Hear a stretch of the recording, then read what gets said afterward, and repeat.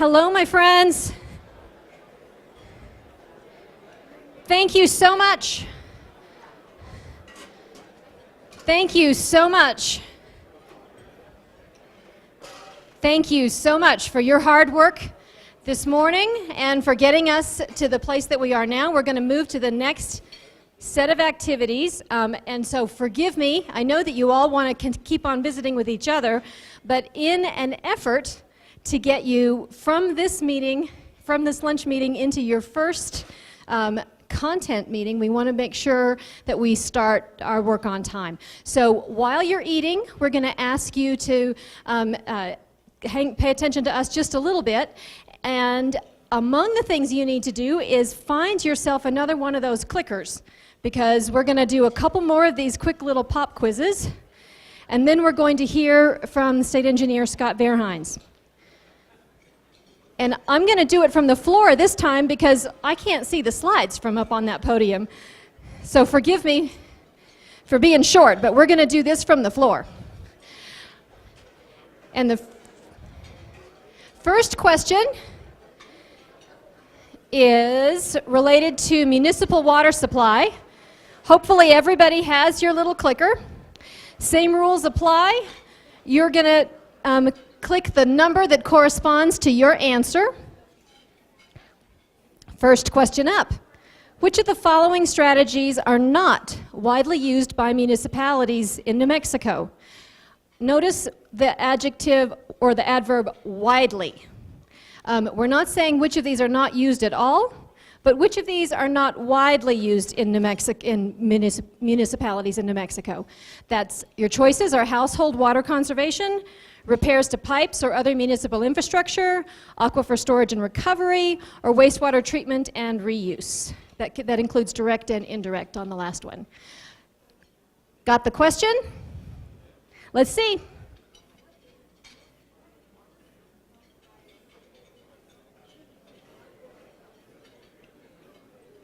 All right, almost 60% of the room knew the right answer, which is ASR, Aquifer Storage and Recovery. We know that other states are using this technique a good bit. That includes California, Nevada, Arizona, and Texas. We're doing it a little bit in New Mexico, but not a lot. So that's that one. Let's look at the next question right quick.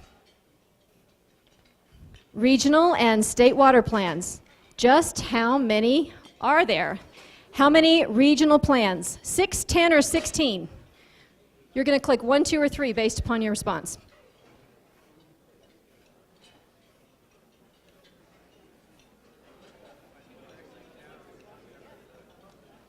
I knew you were brilliant. 80% of the room knows the right answer to this question, which is we have 16 regional water plans in New Mexico, and they are of varying sizes and configurations. Next up, water rights. This is one of those true-false questions. The vast majority of unsettled water rights holders, by unsettled water rights holders we mean those that are awaiting adjudication, are tribal entities. True or false?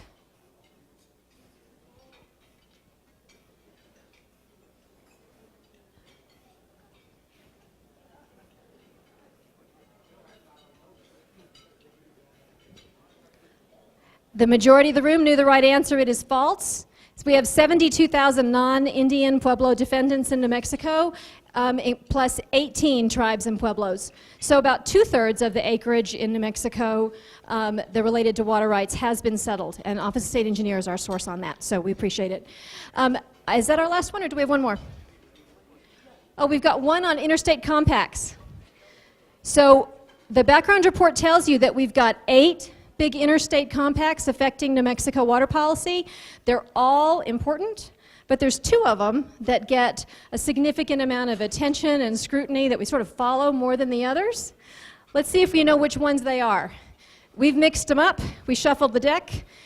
Option 1 is the Upper Colorado and Rio Grande. Option 2, the La Plata and Canadian interstate compacts. Option 3, the Pecos and Costilla Creek compacts. Which 2 are the ones that generally get the greatest degree of attention? And I heard somebody at the front at one of these tables say, no problem. And yes, brilliancy continues. The room knows which of these compacts are the ones that we pay attention to, and that makes good sense. So having said all of that, I'm going to remind you that these items inform the discussions that are coming up, and they also inform the presentations that we're about to hear. One of my board members, Kent Cravens, is going to make a couple of quick announcements and welcome our next speaker. Kent?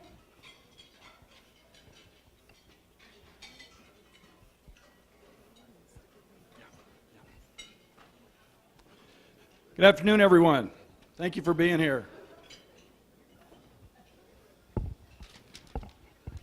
Heather said, go put this up there, and I do what I'm told. I don't know that I have a lot of announcements to make other than just to say welcome and thank you all for being here. It's 2 days out of your life, but it's very important work, and I'm sure we'll have some great discussions and great outcomes. My real job is to introduce a friend of mine and our next speaker for this morning or this afternoon. And as Heather said, my name is Kent Cravens. I'm with New Mexico Oil and Gas Association, and I'm very honored to serve on the board and work with Heather and the group on some really important policy issues for New Mexico. I'm pleased to introduce State Engineer Scott Verhines. He's our state's top water manager. His responsibilities include supervising the state's water resources through the measurement, appropriation, and distribution of all of New Mexico's ground and surface water, including streams and rivers that cross state boundaries. He also serves as the secretary of the Interstate Stream Commission and is a member of New Mexico Water Trust Board.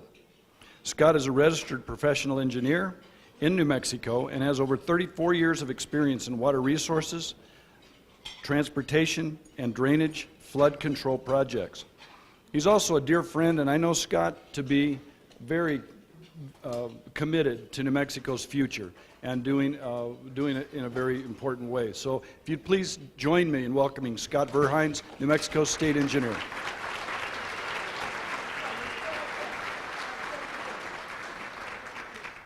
Yeah, you're also a gentleman. Thank you.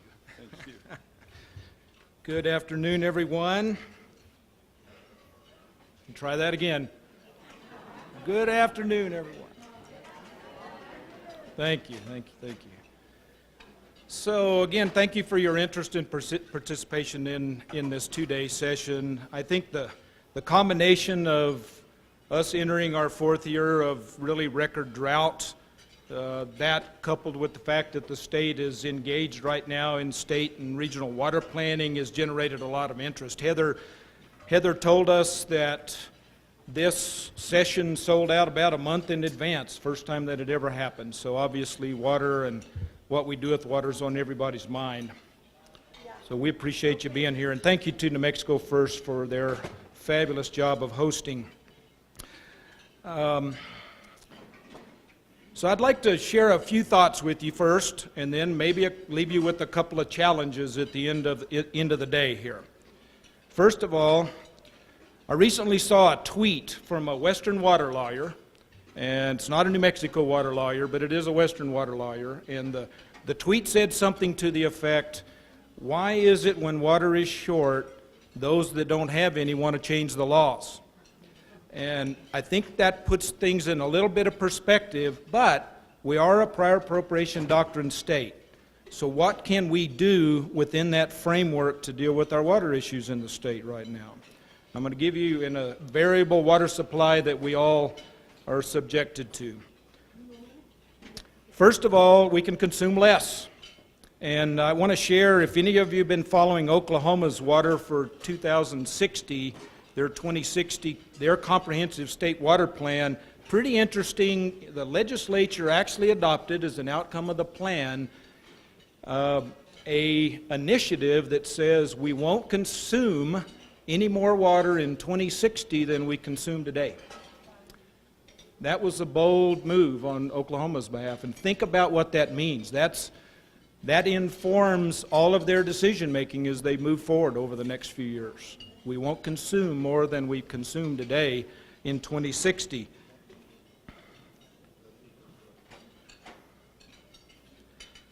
We can make better use of what we have where appropriate. And Secretary Martin this morning talked a lot about recoverable water and that initiative that the governor asked us to put together as part of the subcommittee, the Drought Task Force subcommittee. So let me talk about recoverable water real quick.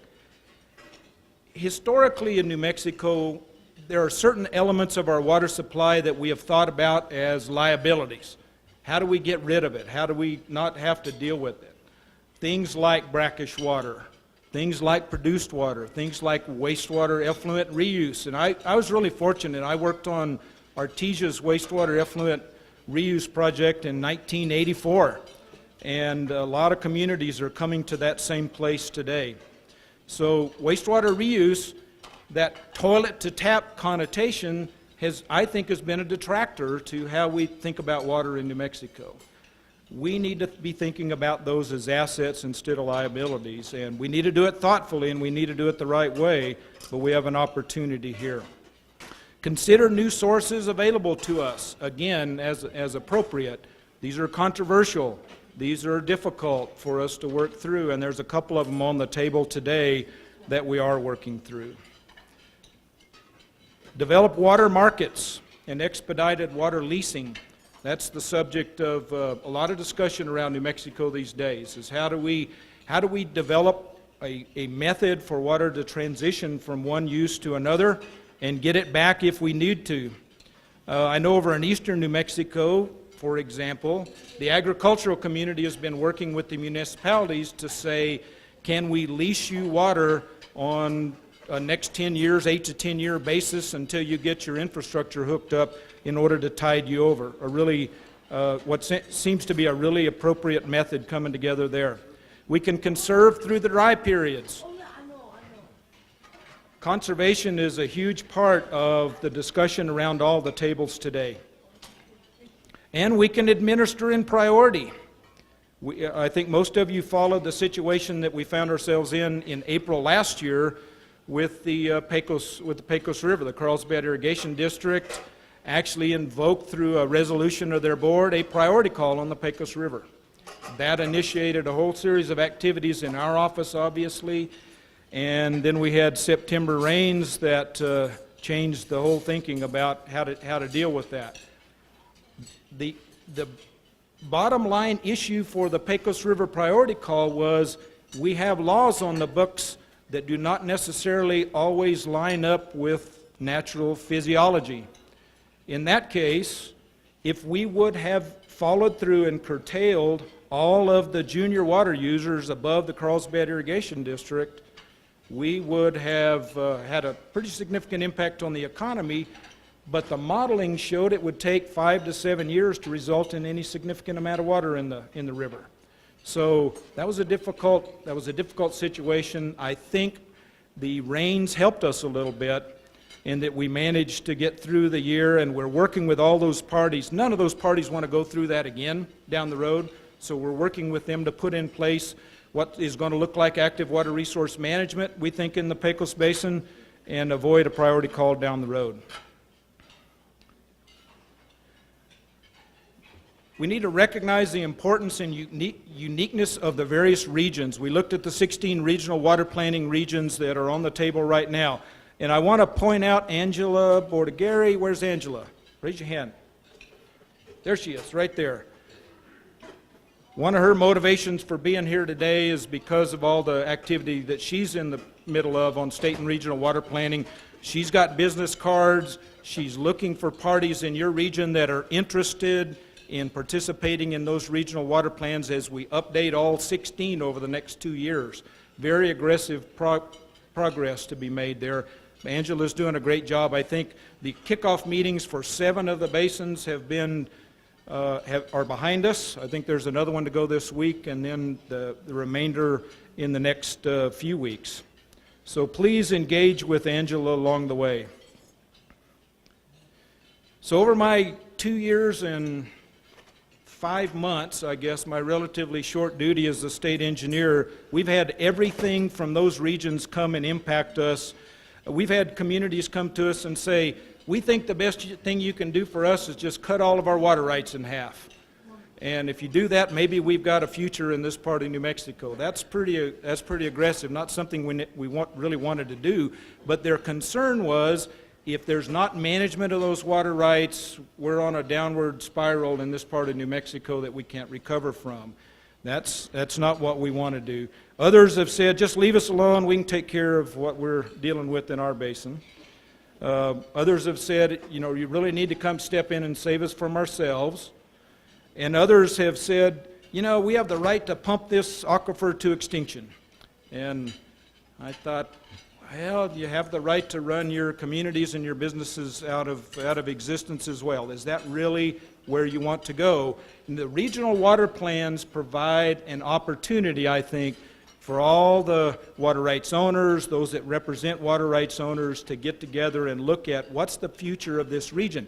Every one of them is unique. Right? Every one of these regions is unique. We don't have Native American water interests in every region, but we do in several.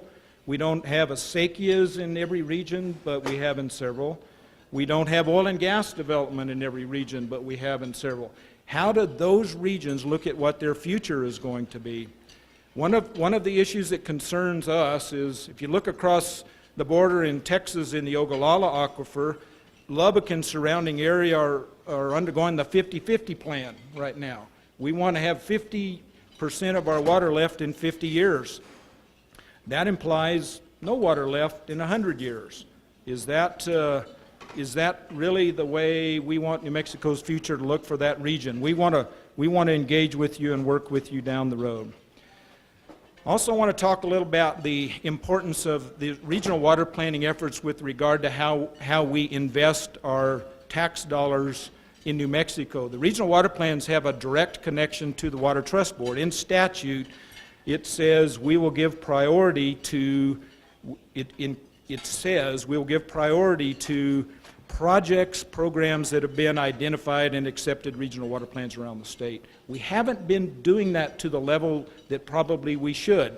And one of the policy discussions going on in the Water Trust Board right now, one of our major capital outlay programs for investing in water infrastructure is, do we do that and how do we do that? As a sitting Water Trust Board member, and there are other members in the room today, it would be helpful to us if you brought us your priorities in your region. You said, we'd like to get these 5 things done in the next 5 years. That would help us prioritize investment for your purposes. In the absence of that, it's left up to the board to try and prioritize on behalf of the state. That's one of the real reasons that we need your input and your feedback in the regional efforts. So how do we invest the taxpayers' money? We're in a time of limited resources. We don't, sort of like our water situation, the demand is often greater than the supply. So how do we make the best use of those dollars? And there's a lot, the water financing work group is the one I'm sitting in on, I think is starting to try to work through and address this in a big way. So what do we see as our agencies as the value of this town hall? First of all, it will help inform the state water plan and the regional water planning efforts. That's a really important key element. It will serve as the vehicle to get New Mexico citizens, water users, state agencies, federal agencies, and our congressional delegation marching the same way. We often, when we talk to the congressional delegation, when we talk to a federal agency, in the absence of a plan on where New Mexico should move to, those decisions are left up to the agencies. We may say, this is what we'd like New Mexico to do, and they say, yeah, but we think you need this. This is what we think you need. The plan should be the way that we all head the same direction together. I think there's an incredible value in it down the road. So we need your engagement at the regional water planning level and with state water plan. A couple of things we just talked about: shortage sharing agreements, how do we address water markets? Those were identified in active water resource management. That's the tri-state decision that was made a year before last. And As we begin to implement that in various basins around the state, I ask you to work with us on how that's done. Again, it's going to be unique to that part of New Mexico and that basin, but it provides the tools for us to implement those kinds of activities. We're working, I'll use as an example, in the Rio Chama, where the Rio Chama and the Rio Grande come together north of Espanola this last year, we were on the verge of a priority call. We had water running by the Rio Chama acequias, and they were not able to tap into it because that was imported water, that was San Juan Chama water. And rather than invoke a priority call, those parties sat down and said, let's work through this together in order to manage the resource as best we have it available to us this year. It also had Endangered Species Act compliance issues that we were able to work through. I give those parties a lot of credit for how that was done in the avoidance of the heavy hammer of a priority call. The other one that I want to point to specifically is in the lower Rio Grande, down in the Doñana County area. With active water resource management now available to us by the Supreme Court decision, the large groundwater users in that part of the state came to us and said, let's not continue to fight and litigate over the next 50 years. Let's see if we can't put together an administration program that works for us and works for you. And we've been actively engaged in that ever since.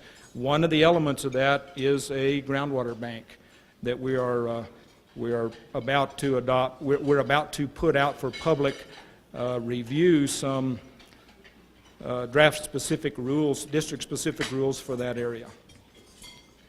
So I'm going to, before I turn it over to Senator Cervantes, and he asked me to use up all the time so he didn't have to speak, but I've been with him before, and I know he wasn't serious about that. So my challenges are just a few here.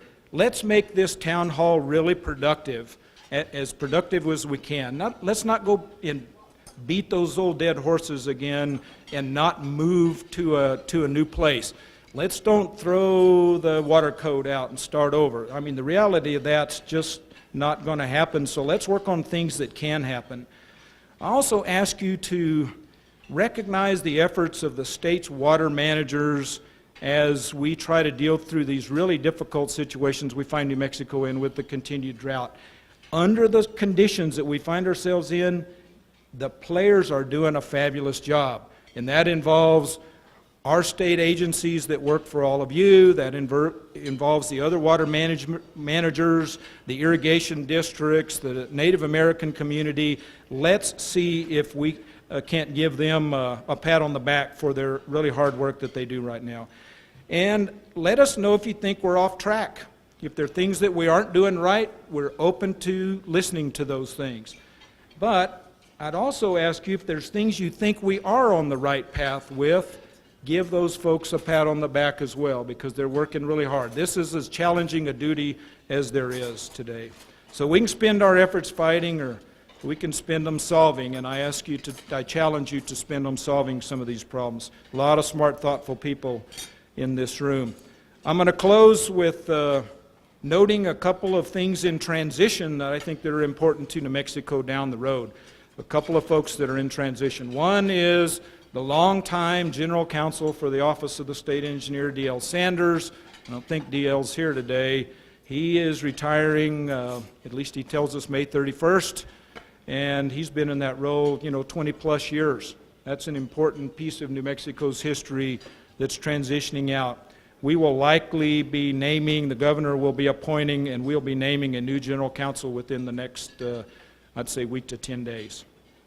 Secondly, I would like to point out that Esteban Lopez, the director of the Interstate Stream Commission, most everybody in this room knows that he's been nominated to be the commissioner of the Bureau of Reclamation, the head of the Bureau of Reclamation, and if all goes well, and we certainly hope it will for him, we'll be moving to Washington, D.C.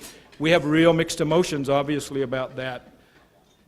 He's involved in some of the biggest water issues we have going on in New Mexico right now, the 8 interstate compacts and all of the issues that go along with it. And those are huge shoes to fill for both DL and Director Lopez. On the other hand, almost all of those involve the Bureau of Reclamation, too. So we'd like to think that we've got a great relationship with Esteban, and that we'll continue that relationship as he, as I say, runs for higher ground. So why don't we give him a round of applause, please.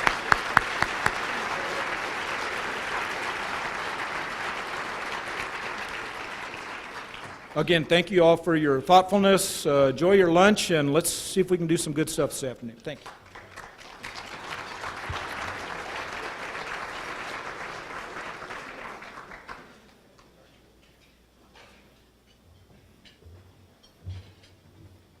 Thank you, Scott. I'm not Joseph Cervantes. I'm Clara Apodaca, Vice Chairman of the New Mexico First. But I have been given a very special duty today to introduce a young man that will be your next speaker. I have known this young man since he was born.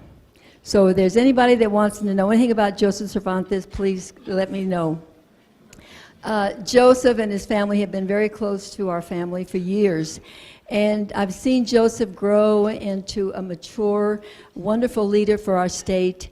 And his family, of course, is here. His other brother, Dino, is one of our board members, and he's here. Joseph has a special guest today, his daughter that attends UNM. So, Alexa, thank you for being here. But, thank you. But Joseph and his family have given back to our community much in the last few years. So we're very fortunate to have Joseph here. Let me just tell you what a pleasure it is to introduce him. He has served now since in the legislature since 2001, both in the House and in the state Senate, and currently serves as the Senate's Drought Committee. I think he's the chairman of the Drought Committee right now. So we really appreciate that, Joseph, because I know you're working hard. Senator Cervantes holds the architecture and law degrees and has a private practice in Las Cruces. He is very busy, but he's got a wonderful family, a wife. He's been a great son, father, husband, and please welcome Senator Joseph Cervantes.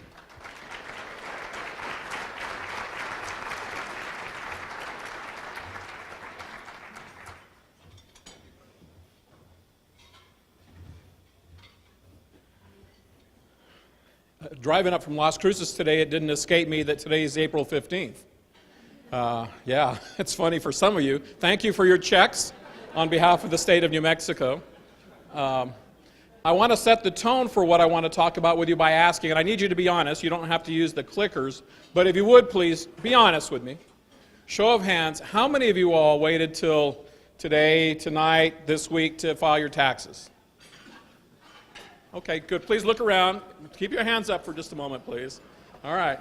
So I want to know. I want to know that I'm talking to a room of procrastinators, and I want to understand that theme because it guides much of what happens with those of us who work in Santa Fe. Those of you who get distressed or depressed about the fact that things seem to always happen in the last minutes and last hours of the session, it's all by design. Of course, it's all intentional, just for the same reasons that those of you who are waiting to pay your taxes today are waiting until the very last minute.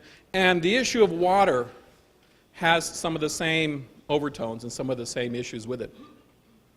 I'd like to give you a little background. I said I drove up from Las Cruces today. The river is dry, it's bone dry, it's sand.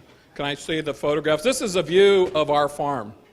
My brother's here, my daughter's here. We farm between Vado, New Mexico, and Mesquite, New Mexico. Our farm is on the eastern border of the Rio Grande. Sam, down near your neighbor of the woods. You know where I'm talking about, now near La Mesa, where I grew up.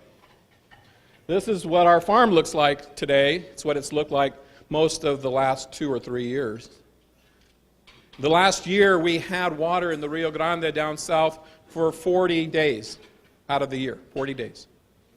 The rest of the year, it looked very much like this. We are supposed to be able to rely upon, to grow our crops in our farm, we're supposed to be able to rely upon 4.5 acre-feet of water, 4.5 feet across our farm. In the last year, we got 4 inches. 4 inches out of the 4.5. And it's been that way. When years ago my brother and I helped my dad clear this farm along the river, We used to get water the 1st of March to begin our spring planting. 1st of March. 1st of March got pushed back into middle of March. Then eventually 1st of March became 1st of April. 1st of April became middle of April. Middle of April became 1st of May. 1st of May became middle of May. Last year we got water, Gary, 1st of June, right? Where'd you, Gary? You were around here someplace. 1st of June we got water, and it was cut off. We finally had water in the river. For the first week, it was mostly trash, leaves, debris, foam, and then about 40 days later, it was all cut off. And most of that water that went by our farm and all the farms on the lower Rio Grande was going to Texas and Mexico. Okay, most of that water was not coming to New Mexico. So the issues that confront you are the things that confront us every day on our farm. We don't live without seeing these things every day. And they're part of who we are and part of our heritage, and they mean a lot to us. Emotionally, it's part of our culture, our heritage. It means a lot more than just putting food on the table and a way of life. Now, you're going to hear a lot, and you're going to use the word quite a bit in the next few days, the word drought. And when you use the word drought to describe these conditions and the conditions I described for you, the farmers and those of us that live south of the reservoir of Elephant Butte, I hope you'll be very careful with the word drought.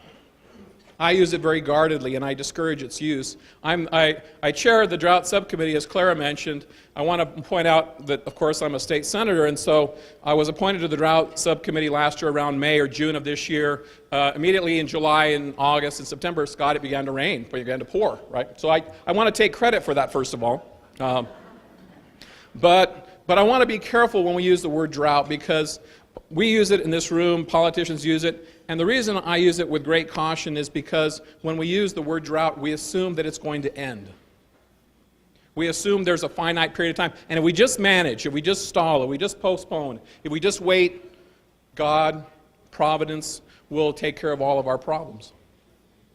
I've got many of my colleagues in the New Mexico legislature who that is the strategy. Hold on, wait out. Eventually the drought will subside, and if we look back at 100 years, we know that the last 100 years have been some of the driest and some of the hottest periods of time in our state history, in our national history. But I think it's important that we go back beyond 100 years because we have the data. We have tree ring data going back to the time of Christ. And if we look at data going back beyond 100 years, if we go back to that period of time, we realize that this may not be a drought at all. This may be what New Mexico looks like. This may be our climate. This may be our environment. Now, when you start there, you get into all kinds of other political ramifications. Are we in climate change? Is there global warming? I don't want to go there. But what I do want to communicate to you is those of us that are looking back centuries, not just decades, we realize that this may be our climate in New Mexico. And this may not be a drought, and it may not go away. I've got a Senate colleague who believes that all of our problems with water will go away as soon as we stop recognizing or go back to recognizing marriage as one man, one woman. I mean, I have Senate colleagues who see these as the solutions to our drought problem. This is God's will. I think we can do more than that. But what we can't do is continue to procrastinate. For those of you who raise your hands, I'm filing my taxes today too. We tend to procrastinate. Don't believe for a moment that the drought is going to resolve itself in time to save our farm, to save your food, to save our economy, to save our dairies and our farms and ranches. It's not going to happen on its own. And I think it's foolhardy for those who believe that if we wait long enough for the drought to subside, these problems will all go away. These issues sometimes get confused, and people think, well, these are issues for those of you below the reservoir, southern New Mexico. Don't be fooled. You've heard that Texas is suing us, the United States Supreme Court. They want water, and they want money. I've heard estimates, Esteban's here, Scott's here. We've attended the meetings. Texas may want $500 million. They may want $1 billion. Our state general fund budget every year is $6 billion. Imagine the consequences. $500 million, $1 billion against that budget. Texas may want water, and if they want water, it's got to have to be delivered to the reservoir. And where's it going to come? It's going to come from above the reservoir. And so for anyone who thinks this is an issue for southern New Mexico, don't be fooled. My wife, Clara mentioned, my daughter will appreciate this. My wife is an author, and she works for New Mexico State University. She's an English teacher too, and there's something funny about English teachers. In other languages, there are words to describe things, emotions, and conditions that we don't have in English. You all probably know the word Schadenfreude, right, to describe a German condition. That's the devilish pleasure we get when other people fail or make a mistake or something like that. That terrible pleasure we get, and that's called Schadenfreude. We don't have an English word for that. There's another thing we don't have an English word for, and my wife and I would talk about it, and my brother, those of us that are in business. We sometimes have employees who look very, very busy, they're agitated, they're always stressed out, they're always racing around, but we really can't figure out what they're doing. And you all are laughing because you know who that person is. You work with them, you have them in your offices, the people that are always so frantically trying to do things, but we just can't really figure out where they're going and what they're doing. And so my wife, who's the English major, she said, there must be an English word for that. And maybe some of you can help me after the meeting and tell me what that word is. We couldn't figure out what it was. So we had to invent our own. And the word we used in our family and our business is called occustatic. You're very occupied being static. You're very, very busy. You're the hamster on the wheel, right? You're doing a lot of things and you're not really getting anywhere. We'll call an employee an occustat between ourselves. We'll call an activity occustatic. And if there's a better word for it, I'll embrace it. But my concern is always that we are not occustatic when it comes to water. I'd like to tell you a couple of stories. Scott mentioned the Pecos. About 10 years ago, we had a shortage of water on the Pecos. The upper stream users were short of, or were diverting water. The lower users in Carlsbad District wanted the water. We had a problem. How was it solved? We came to the legislature. We appropriated $100 million or thereabouts. What did we do with it? We went down and we bought farmland, about 7,500 acres, I think, on the upper district, and then about 4,500 in the lower district, and we took it out of production. We spent $100 million to buy farmland from farmers as a state. But when we did that, we realized all of a sudden we had these thousands of acres of farmland, and we didn't know what to do with them. So we had to appropriate money to go and maintain the farmland that was now fallow and which we had retired the water rights on. And after a few years, we decided we didn't like doing that very much. And that was expensive. We didn't know what to do then. So what did we do? We sold the land back to the farmers who we had bought it from in the first place. And we were occustatic.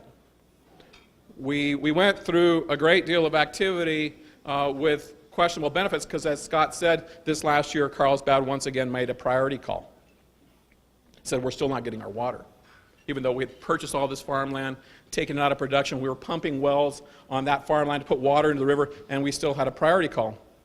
And what was the state's answer? The state's answer was, it won't do any good to do a priority call because it'll take, as Scott just said, 5 or 7 years for that to have any effect. But we just spent 10 years buying the farmland, managing the farmland, selling the farmland back to the people we purchased it from. For me, that's occustatic.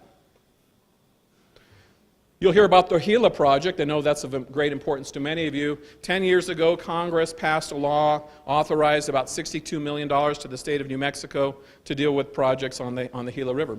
Many of you worked hard on that. The Congress, I think, appropriated or made use of another $66 million to the state of New Mexico if there was to be a diversion or pipeline on that project. The only thing Congress asked us to do is to make a decision. And they gave us until December 31st of this year. Now, in private business that I am, if I have $62 million in my pocket and I'm not putting it to use right away, it's burning a hole in my pocket. But New Mexico has not yet made a decision on what we're going to do with that money. We've had over 200 meetings, community meetings, trying to find consensus, trying to bring people together. We spent tens of thousands of dollars to do it, and there is no consensus. This last session, Senator Wirth tried to introduce legislation to get the legislature to come together, and we didn't. And so, about December of this year, we have a deadline. We'll either take $62 million from the federal government, or maybe another 66 on top of that, or the deadline will go past. But it's not too much different than those of you who raised your hands about paying your taxes today. There's no reason why we couldn't have put that money to use many years ago. There's no reason we couldn't have made that decision years ago. But we'll wait until the very last deadline. Because the deadline is going to force us to do something. And that's where I really want to go with what I hope you'll accomplish here today and tomorrow. I like to start out by talking about being a farmer because it gets me street cred with many of you all. Everybody loves farmers. well, most everybody loves farmers. I see you. However, I'm also an attorney and a politician, which, boy, sure puts me in a box. When I really get into trouble, I go back to my architectural roots and tell everybody I got those too. I couldn't get out of college. I just, for the life of me. I admired people like Thomas Jefferson, who were farmers and architects and politicians, and that's been my path. But there's something interesting that I've learned about as an attorney, and I had a chance to talk to the secretary about this a bit ago. There's one great thing about the law. It forces people to do things that they ordinarily wouldn't do. If you have a claim against someone, you have a statute of limitations. You have to bring it within a deadline or the claim is lost. If you get sued, you have 30 days to respond. If you don't, you get defaulted. If you're served with a subpoena, you've got to produce records that you ordinarily wouldn't want to produce. If you get served with discovery, you have 30 days to respond. The court gives you a deadline. We as lawyers work from deadline to deadline because our rules compel us to do things that ordinarily people wouldn't do. 95% of cases in Doña Ana County in southern New Mexico, and I think this is probably true statewide, 95% of cases settle. They settle because people run out of the resources to litigate. They settle because they've grown tired. They settle because of the risk of an uncertain jury verdict. Scott talked a minute ago about great progress that was made last year and the last 2 years in some of the litigation in the lower Rio Grande, and it's an admirable settlement of some of the claims of farmers. The issue was how much water farms are entitled to receive historically based on beneficial use. The state engineer had one number, the farmers had another. Everyone had a difference of opinion about what right farmers could claim based on a historic use. And the issue was settled, an important settlement. The settlement took place on the second day of the trial. It was the trial and the pressure and the uncertainty of that deadline and that result that prompted the parties to come together to settle. And as a lawyer, I'm a firm believer in that process, that we settle 95% of the cases because that pressure exists. And right now, when it comes to water, there is no pressure. In the Rio Grande, we've been working for decades to adjudicate and settle our water rights. I'm going to use the word adjudicate a lot. As a lawyer, adjudicate means to judge, and when there's a judgment, sometimes there are winners and losers. And nobody in politics likes winners and losers, particularly politicians who are trying to rise the ladder. Right? Losers are a bad thing to have. You don't want to accrue adversaries any faster than you accrue friends. And so when it comes to the politics, adjudication is viewed very negatively because there will be winners and there will be losers. But the one thing that adjudication would do, if there was greater pressure to do it, would be to compel the settlements that are inevitable. The settlement we saw in the South, the settlement that I see in 95% of my cases. When I tell you there's no pressure, realize this: the current projection from the state engineer is that on the lower Rio Grande, it will be decades before we complete the adjudication. The statistics can sometimes be misleading. If you look at the statistics, there's been a lot of adjudication. You saw maybe 2/3 of the state acreage has been adjudicated. But what's been adjudicated are the 1 and 2 acre parcels, the 5 acre parcels. Stallman Farms has not been adjudicated. What is it, 12,000 acres of pecan trees? 4,000? Somewhere. I'm looking for answers. 8,000, whatever it is. It's big. A lot of pecan trees. And there are many other growers in the area. The big water consumers and users and farmers down the area have not been adjudicated. The low-lying fruit has been adjudicated, and we're still told that it will be decades before that happens. Why is it important to adjudicate? Realize what happens. You'll talk in your groups about conservation. We should conserve. Farmers are not going to conserve because, candidly, and they may be right, the state engineer's office takes the position that if you use drip irrigation, you actually use more water than you do if you flood irrigate. And I think they may be right. Farmers are not going to conserve because it's a use it or lose it law in New Mexico. If you don't use it, you lose it, and why would I conserve when my water rights are still unadjudicated? Now, when I'm adjudicated, we can talk. When I'm adjudicated, we can talk about selling, we can talk about leasing, we can talk about moving and transferring, but until you've told me what I own, the law says use it or lose it. Now, it may be decades to go. Scott rightfully commended Esteban and DL. I don't know whether DL's here or not. Is he here or not? No. Great guys. I've enjoyed working with all of them. But I've been in the legislature too long. I've been there 12 years. I've seen 3 state engineers. I've seen general counsels come and go. I've seen attorneys come and go. The judges come and go. The litigants come and go. The staff comes and goes. And every time that happens, There's a learning curve and there's a start over. It's occustatic. And it's inevitable if this process is to go on decades. My daughter and her generation, the fourth generation in our farming family, may find themselves trying to still adjudicate these same water rights with different judges and different state engineers and different governors and different lawyers. But we can solve that if we adjudicate, and we adjudicate now and soon, and put that pressure upon ourselves to do so. Why do we need to adjudicate? Not just for these reasons, not just for conservation, but frankly because it's the right and the only way to get our water in any way quantified, to know what we have and what we don't have. And as that issue is unresolved, then our water needs and our contention and our disputes will continue. I heard a lot this morning already about let's come together, let's find consensus, let's meet minds together, and that's the great goal. We want that to happen, but it doesn't happen candidly without pressure. The settlement that took place in the Lower Rio Grande is my example of that. It's the pressure of the deadline in December of this year that will resolve the Gila River issue once and for all, whatever that may be. Why don't we adjudicate? I've given you the reasons, the pressures against adjudication. And I've told you the reasons why we do need to adjudicate. And realize this too, please, when we talk about the progress we're making on adjudication. Realize we haven't even started the hard work. The hardest adjudication of all will be the Middle Rio Grande, the area of the Rio Grande between Socorro, or even below south of Socorro, all the way to Cochiti on the Rio Grande. That process hasn't even started. Why? Because, in my opinion, everybody's afraid to find out the result of that adjudication. The unknown is better than the known. Dick Cheney, I think, was the one who talked about known knowns and unknown knowns. And this is one of those, God help us, let's not find out situations. And so we haven't even started with the hard lifting, the Middle Rio Grande, with the tribes and the city of Albuquerque and the water users in Valencia and Belen. What are we afraid of?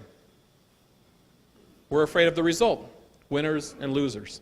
But without that pressure, these issues will not get resolved. I commend you for your role. I was a member of the board for a few years on New Mexico First. I'm proud of my brother, who's now on the board too. I participated in my town hall years ago. I want to thank Sam and our senators and the people who have been supporting this for years. You were in Las Cruces years ago to support this, 15 years ago, Sam, and I remember it well. Thank you. For those of you that are here and giving your time. I have a great belief in this process. And as you're considering the issues and perhaps some of the challenges that I've tried to put in front of you, the notion that too oftentimes we're occustatic on water. We're doing a lot of things. We're litigating. We have lawyers. We have an industry of lawyers. We're spending millions and millions of dollars at the state. Where are we really going with it all? And when are we going to get there? What is our deadline? We don't have one.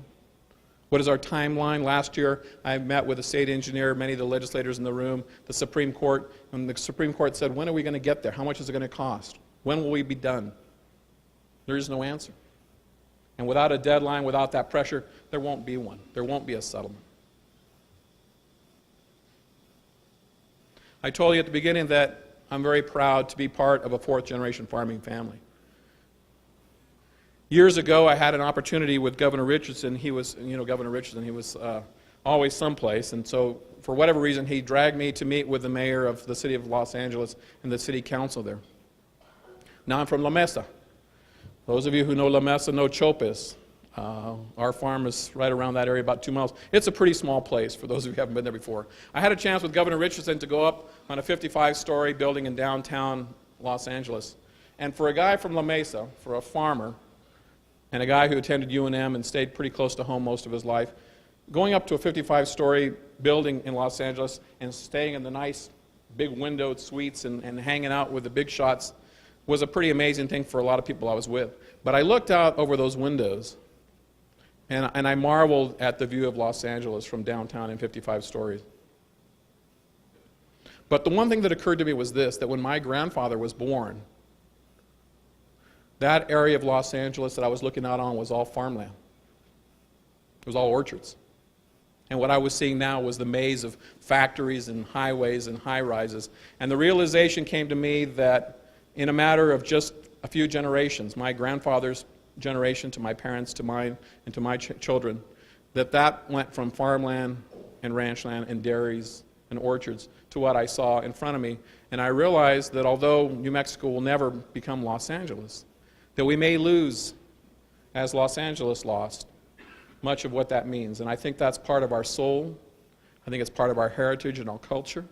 It's part of what we eat, of course, and it's part of our economy.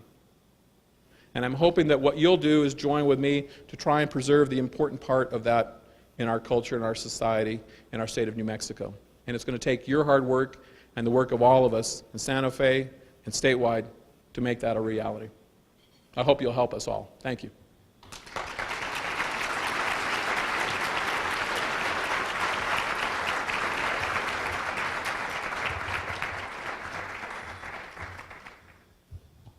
Thank you, Senator Cervantes. What I want to do is just make a couple of quick announcements before we head back into the small groups. One item of clarification. So in the opening session, when I asked all of you to be gentle with one another, I meant that, but that did not mean that I want you to give us recommendations that are a pile of mush.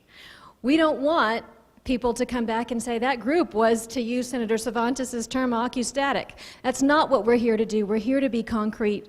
We're going to be respectful with one another, for sure, but we're going to get to some really concrete things. And I want to let you know that just this morning, we have already, this event has been covered on KUNM, KANW, KOAT, KRQE, AP is here, and there could be additional media as well. New Mexico is watching us, and additionally, thanks to this very nice fellow from Production Outfitters who gave us a spectacular deal today, endorsement from the podium, I want to make sure you all know that this entire session has been webcast because we've got people around the state, including the legislature, who are watching us today. Every single one of them says, what's going to come of this event? Did you all just get together and chat for 2 days, or did you produce something concrete? And our answer across the board, every single time I'm asked that question, is I have absolute faith in this group to be concrete and actionable and to give some very specific things that our lawmakers can go do and that we as community members can go do. So, to that end, it will not surprise you that we have a format for helping you do that. And this is the structure that you will be using to develop your recommendations during the next session. We ask that every recommendation have an action. We ask that that action begin with a verb. And within that action, you have a handful of strategies, 2 to 5, 5 at the most, 2 to 3 is better, specific strategies for making it happen. We've got a sample recommendation from a past town hall. This exact same recommendation example is in your participant packet. I put this one forward to you for 2 reasons. You know, we had a bunch of recommendations that we could have chosen from to offer you an example. I'm going to tell you, I picked this one for 2 reasons. One, because it's a topic that's completely different from what you all are doing. Secondly, because this recommendation was developed by a group that was dominated by high school students who sat down and they weren't obfuscated by, wait a minute, we tried that 10 years ago, but it didn't work, or, I don't know, we might need to list 17 agencies and all of their acronyms in the middle of the recommendation. They didn't mess with that. They went with what was the change that they believed needed to happen, and what were some strategies to make it happen. So as you can see, they have a concrete action. It starts with a verb, and they had 4 specific strategies for advancing it. This is exactly the structure that we would like each of you to work on in your groups. And we intentionally, as you know, put you topic-wise on day 1, open topic day 2, in an effort to minimize the amount of duplication within this structure right here. So it's our hope that you're able to move forward with that. And additionally, 2 quick announcements. One, we have a mayor that I did not get announced this morning, Susie Galea, the mayor of Alamogordo. Thank you, Mayor Galea, for being here. And secondly, and we'll do applause in 1 second. And secondly, we had some fabulous research committee members that helped us develop the really terrific report that you all are using. As promised, if you're on the research committee and you turned your edits in on time, I do have your chocolate bars, and they're up here in the front of the room. So, having said all of that, everyone have a great next 2 hours. We'll see you here at 4 o'clock to report on the recommendations that you will develop this afternoon. Thanks much.